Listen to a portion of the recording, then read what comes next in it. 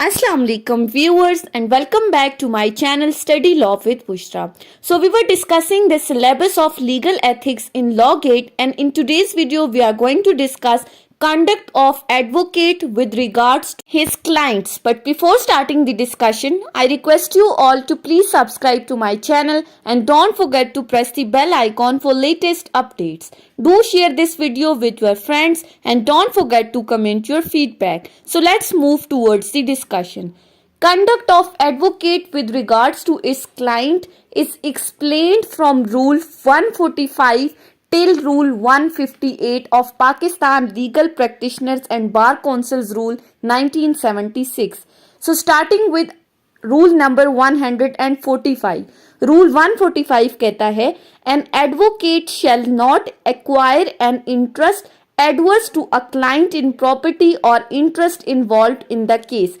एक एडवोकेट को ये नहीं करना चाहिए कि उसके क्लाइंट की जो प्रॉपर्टी या राइट इन्वॉल्व है किसी केस के अंदर वो उसके अगेंस्ट जाए और उसमें से अपना कोई इंटरेस्ट निकाल दे। फॉर एग्जाम्पल, अगर अपोजिट पार्टी आपको ये कहती है कि आप जानबूझकर ये केस हार जाओ तो इस प्रॉपर्टी में से आपको कुछ हिस्सा दे दिया जाएगा, तो ऐसा एडवोकेट को नहीं करना चाहिए अंडर रूल 145।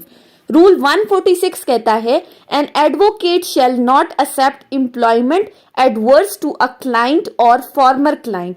एक एडवोकेट अपने क्लाइंट के अगेंस्ट जाकर ऑपोजिट पार्टी की एम्प्लॉयमेंट में नहीं जाएगा, उससे किसी भी किस्म के कोई भी पैसे वगैरह वसूल नहीं करेगा। Relating to a matter in reference to which he has obtained confidential information by reason of the course of his employment by such client.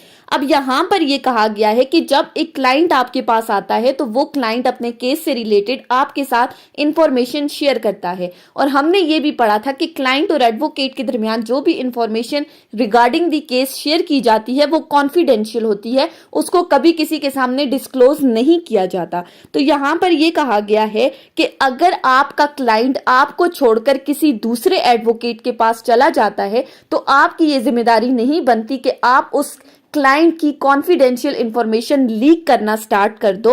और फिर इस रूल के अंदर फर्दर ये कहा गया है कि अगर कभी कोई क्लाइंट आपके पास आया है और उसने किसी केस से रिलेटेड आपसे कोई एडवाइस ली है और उसके बाद उसने किसी और एडवोकेट को अपने केस के लिए हायर कर दिया है, तो यहाँ पर ऑल्दो आपने उसे एडवाइस दी है, उसने आपको फी वगैरह पे नहीं की, लेकिन फिर भी उसने अपने केस से रिलेटेड जो इन्फॉर्मेशन आपको बताई है आप उसको किसी और के साथ शेयर नहीं कर सकते। नेक्स्ट रूल है रूल नंबर 147। रूल 147 कहता है an advocate shall not accept professional employment without first disclosing his relation with the adverse party. कि यहाँ पर ये कहा गया है कि अगर एक बंदा, एक क्लाइंट आपके पास अपना केस लेकर आया है और जिस बंदे के खिलाफ वो केस कर रहा है उस बंदे का, उस पार्टी का इस एडवोकेट के साथ किसी भी तरह का कोई रिलेशन है, तो ये एडवोकेट इस क्लाइंट का केस लेने से पहले अपना रिलेशन डिस्क्लोज करेगा कि जिस पार्टी के खिलाफ तुम केस कर रहे हो उसके साथ मेरा इस किस्म का कोई ताल्लुक है, यानी कि उसकी एम्प्लॉयमेंट में जाने से पहले आपने अपना रिलेशन ऑपोजिट पार्टी के साथ उसके सामने डिस्क्लोज करना है। उसके बाद है रूल नंबर 148। रूल 148 कहता है an advocate shall not represent conflicting interest. यहाँ पर भी वही बात आ गई कि एक एडवोकेट जो है वो दोनों पार्टीज के साथ मिलते हुए अपने क्लाइंट के खिलाफ जाकर दूसरी पार्टी से पैसे वसूल नहीं करेगा। उसके बाद है रूल नंबर 149। रूल 149 कहता है an advocate shall not himself और इन बेनामी purchase any property at a probate. अब यहाँ पर सारे रूल्स के अंदर शेल नॉट का वर्ड यूज हुआ है, कंपल्सरी है, मैंडेटरी है, एडवोकेट नहीं करेगा। क्या नहीं करेगा? इस रूल के अंदर ये कहा गया है कि अगर किसी केस के अंदर किसी प्रॉपर्टी की ऑक्शन की गई है तो वो एडवोकेट ना ही खुद और ना ही वो किसी बंदे को अपने बिहाफ पर बेनामी परचेज में भेजेगा कि वो जाए और इस प्रॉपर्टी को परचेज करे। फिर फर्दर इस रूल में बताया गया है nor shall he accept the whole और part of property in respect of which he had been engage to conduct the case. कि अगर किसी केस में कोई प्रॉपर्टी इन्वॉल्व है तो ऐसी सूरत में एडवोकेट ये नहीं कहेगा कि इस प्रॉपर्टी का पूरा या कुछ हिस्सा मुझे दे दिया जाए या इस प्रॉपर्टी से आने वाली जितनी भी पेमेंट है, जितनी भी मनी है, उसमें से कुछ पेमेंट मुझे दी जाए। उसके बाद है रूल नंबर 150। रूल 150 कहता है an advocate shall not commingle the property of client with his own and shall promptly report to the client the receipt by him of any money और other property belonging to such client. कि एक advocate अपने client की property को अपनी property के साथ mix नहीं करेगा, और अगर तो उसने अपने क्लाइंट की प्रॉपर्टी को या फिर उस प्रॉपर्टी से मिलने वाले किसी मनी को विड्रॉ किया है, तो ऐसी सूरत में वो अपने क्लाइंट को प्रॉम्प्टली इस चीज की रिपोर्ट देगा और उसको बताएगा कि मैंने तुम्हारे इतने कुछ पैसे तुम्हारे मिले थे, वो मैंने विड्रॉ कर लिए हैं। उसके बाद है रूल नंबर 151। रूल 151 कहता है an advocate shall not advise the commencement of prosecution or defense of the case unless he has been consulted in reference thereto, except when his relation to the party is such as to make him proper for to do so। अब इसमें ये कहा गया है कि एक advocate जो है वो किसी दूसरे बंदे को कोई भी केस स्टार्ट करने की एडवाइस नहीं देगा, यानी कि वो किसी दूसरे बंदे को जाकर ख्वामखा के बिला वजह के मुकदमेबाजी करने की किसी भी तरह की कोई भी नसीहत नहीं करेगा कि तुम इस बंदे के ऊपर मुकदमा कर लो या फलां केस तुम कर लो।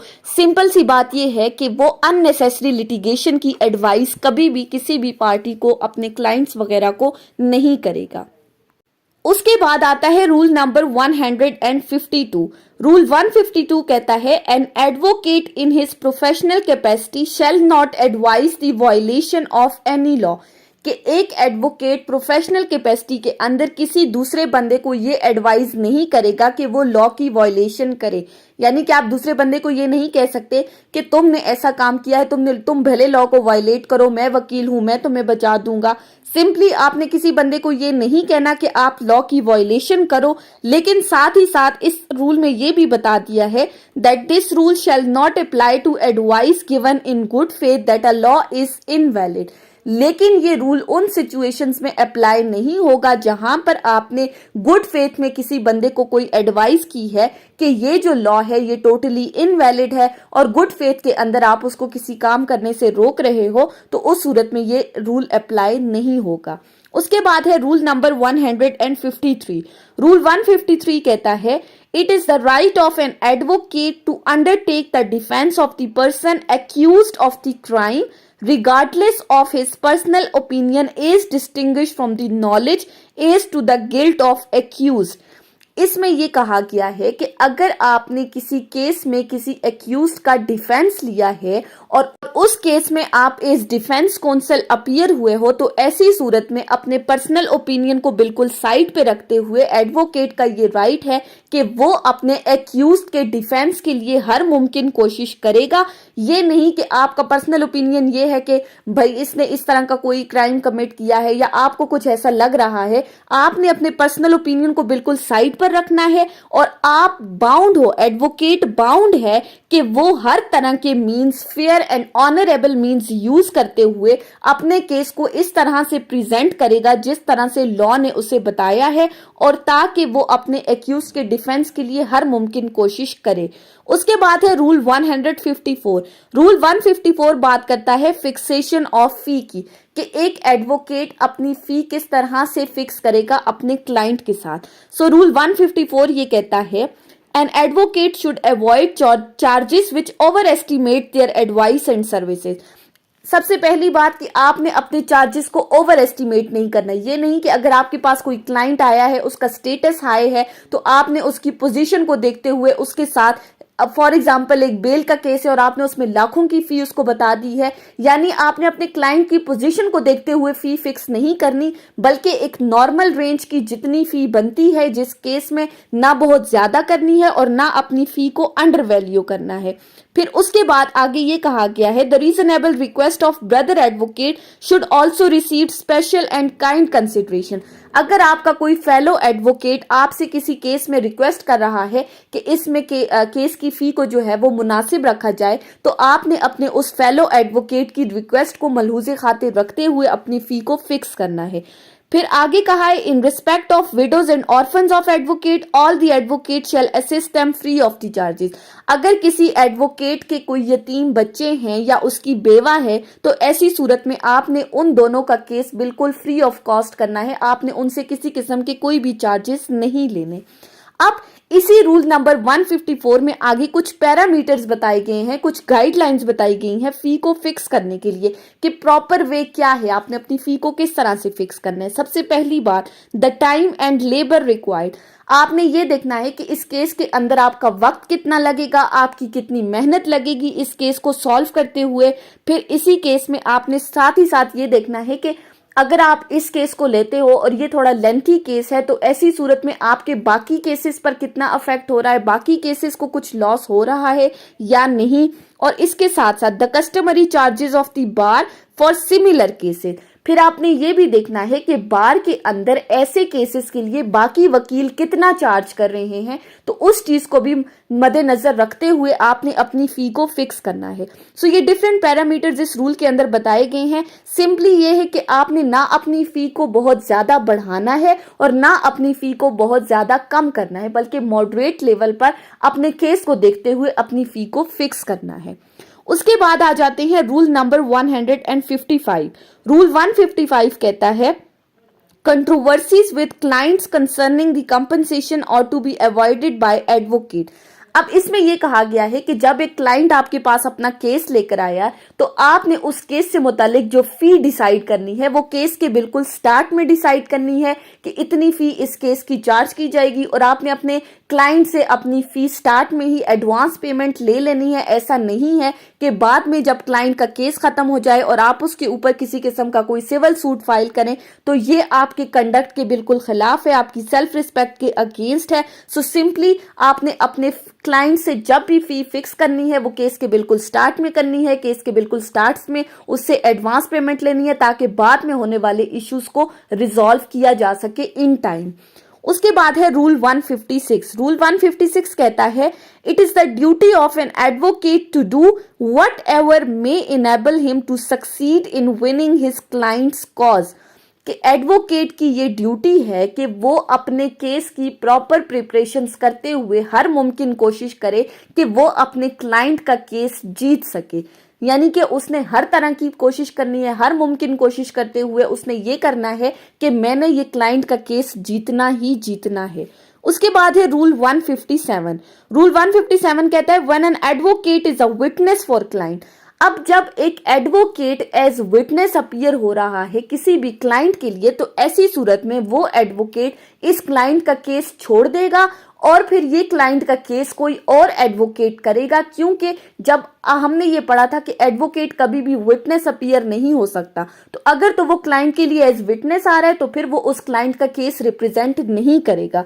सिंपली तो ये कहा गया है कि एडवोकेट कभी भी एज अ विटनेस अपीयर नहीं होगा, लेकिन जहां पर एंड्स ऑफ जस्टिस के लिए जरूरी है तो फिर वो एडवोकेट कोर्ट के अंदर आके गवाही दे सकता है, वो एज अ विटनेस कोर्ट में अपीयर हो सकता है, अदरवाइज नहीं।